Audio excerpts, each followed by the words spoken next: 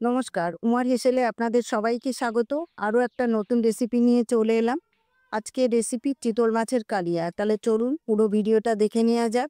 ভালো লাগলে একটা লাইক করে আমাকে উৎসাহিত করবেন, কমেন্ট করে জানাবেন কেমন হয়েছে, শেয়ার করবেন বন্ধুদের সঙ্গে। যারা আমার চ্যানেল থেকে দেখেন চ্যানেলটিকে সাবস্ক্রাইব করে নেওয়ার অনুরোধ রইল। যারা আমার পেজ থেকে দেখেন পেজটিকে ফলো করে নেবেন। ভালো থাকবেন, সুস্থ থাকবেন।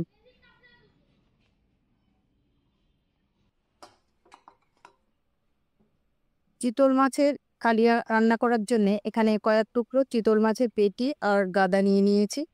মাছগুলোকে ধুয়ে ভালো করে পরিষ্কার করে নিয়েছি। এবার মাছগুলোকে নুন আর হলুদ মাখিয়ে কিছুক্ষণ রেস্টে রেখে দেব।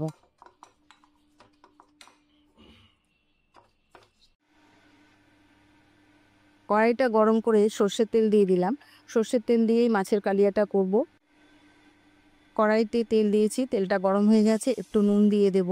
এতে করে কি হবে, মাছগুলো আর কড়াইতে লেগে যাবে না। এবার খুন্তি দিয়ে সারা কড়াইটাকে একটু তেল দিয়ে লাগিয়ে নিলাম। এবার মাছগুলো এক এক করে দিয়ে মাছগুলো ভালো করে উল্টিয়ে পাল্টিয়ে ভেজে নেব।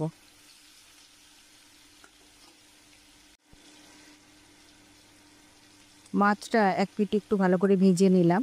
আরও একটা পিঠ উল্টিয়ে, এই মাছ কিন্তু ভালো করে খুব একটা ভাজবো না, একটু হালকা করে ভাজবো। তো আরও একটা পিঠ উল্টিয়ে দিলাম। উল্টিয়ে দিয়ে মাছগুলো ভাজা হয়ে গেছে। মাছগুলো দেখুন খুব কিন্তু ডিপ করে ভাজিনি, একটু হালকা করে ভেজে নিয়েছি। এবার মাছ ভাজা হয়ে গেছে, মাছগুলোকে উঠিয়ে নেব। মাছগুলো উঠিয়ে নিয়ে এই মাছের কালিয়াতে আমি একটু আলু দেবো, কয়েক টুকরো আলু দিয়ে এবার সেগুলোকেও আর নুন আর হলুদ দিয়ে ভালো করে ভেজে নেব। তো মাছগুলো ভাজা হয়ে গেছে, হালকা করে ভেজে নিয়েছি। এবার মাছগুলোকে উঠিয়ে নিচ্ছি। মাছগুলো উঠিয়ে নিয়ে এই তেলের মধ্যে আলুর টুকরোগুলো দিয়ে হালকা করে নুন আর হলুদ দিয়ে ভেজে নেব। এবার মাছগুলো উঠিয়ে এবার আগে থেকে কেটে রেখেছি আলুর টুকরোগুলো নুন আর হলুদ দিয়ে ভালো করে ভেজে নেব।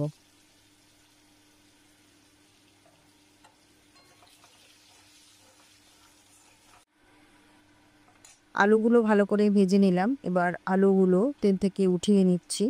এবার এই তেলের মধ্যে ফোড়নের জন্য হাফ চামচ গোটা জিরে, দুটো শুকনো লঙ্কা, দুটো ছোট ছোট তেজপাতা ফোড়নে দিলাম।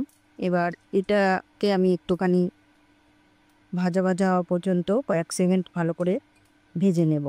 আর এই কালিয়া রান্না করতে আমি এখানে পেঁয়াজ বাটা ব্যবহার করব।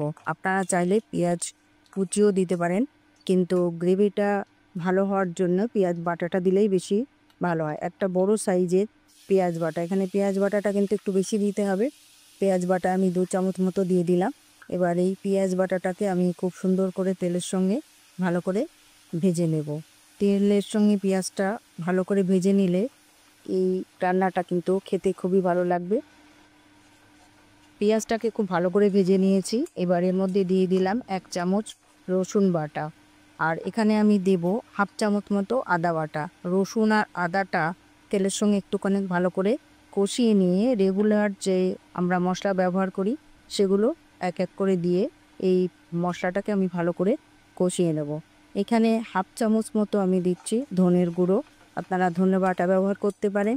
আর হাফ চামচ মতো জিরের গুঁড়ো, 1 চামচ মতো শুকনো লঙ্কার গুঁড়ো, শুকনো লঙ্কা বাটাও ব্যবহার করা যেতে পারে, বেটে দিতে পারলে তো খুবই খেতে ভালো হবে।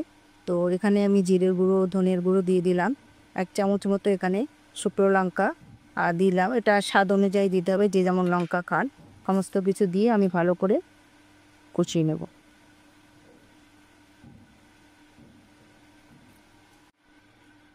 মশলা কাঁচা গন্ধ চলে যাওয়া পর্যন্ত ভালো করে কষিয়ে নিলাম।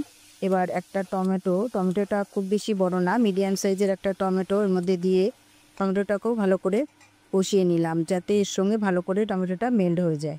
তেল উঠে এসছে। এবার এর মধ্যে দিয়ে দিলাম স্বাদ মতো লবণ আর পরিমাণ মতো হলুদ। এই লবণ আর হলুদটা দিয়েও কিছুক্ষণ ভালো করে কষিয়ে নেব। মশলাটা খুব ভালো করে কষিয়ে নিয়েছি, তেল উপরে উঠে এসছে। এবার ভিজে রাখা আলুর টুকরোগুলো এর মধ্যে দিয়ে মশলার সঙ্গে নাড়াচাড়া করে ভালো করে কষিয়ে নেব। কষানো হয়ে গেলে এর মধ্যে আমি পরিমাণ মতো জল দিয়ে দেব। ঝোল যতটা রাখবো সেই পরিমাণে, কিন্তু কালিয়াতে খুব বেশি ঝোল আমি রাখবো না, সেই জন্য পরিমাণ মতো জল এখানে দিয়ে দেবো। মশলার সঙ্গে আলুটা খুব ভালো করে কষা হয়ে গেছে। আর আমি সব সময় তরকারিতে গরম জল ব্যবহার করি, তো এখানে পরিমাণ মতো আমি গরম জল দিয়ে দিচ্ছি। দিয়ে আরও কিছুক্ষণ আমি ভালো করে নাড়াচাড়া করে রান্না করব।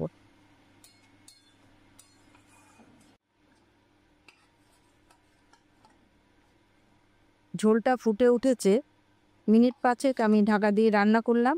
এবার মাছগুলো এর মধ্যে এক এক করে দিয়ে আরও কিছুক্ষণ রান্না করব।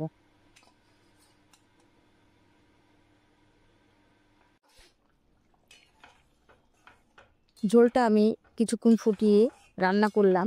মাছ আর আলু সব সেদ্ধ হয়ে গেছে। এবার এর মধ্যে স্বাদ মতো একটু চিনি দেব। মাছের কালিয়াতে কিন্তু চিনি দিলে, যে কোনো তরকারিতে চিনি দিলে কিন্তু টেস্টটা ভালো হয়, কিন্তু যারা পছন্দ করেন না তারা স্কিপ করতে পারেন। এখানে আমি 1/2 চামচ মতো চিনি দিয়ে দিলাম। আর এখানে আমি গরম মশলা দেবো। ঘি গরম মশলা দিয়ে মাছের কালিয়া করলে কিন্তু খেতে ভালো লাগে। 1/2 চামচ মতো গরম মশলা দিয়ে দিলাম। আর এখানে আমি ঘি দেব। তো 1 চামচ মতো ঘি আমি দিয়ে সমস্ত কিছু দিয়ে ভালো করে নাড়াচাড়া করে নিলাম। এবার আমি একটা পাত্রে ঢেলে নিচ্ছি।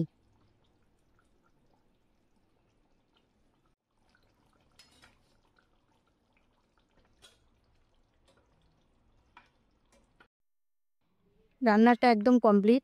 আর গরম গরম ভাত বেড়ে নিয়েছি, তার সঙ্গে একটা শসা নিয়েছি 1 পিস, আর একটু মাছের গ্রেভি আর মাছ দিয়ে এই চিতল মাছের কালিয়া খেতে কিন্তু খুবই ভালো লাগে। তো আপনারাও এইভাবে খাবেন। আমার এই রান্নাটা একদম শেষ। আবার নতুন কোনো ভিডিওতে আপনাদের সঙ্গে দেখা হবে। মাছটা যা দেখো একটু ভাতের সঙ্গে মাখতে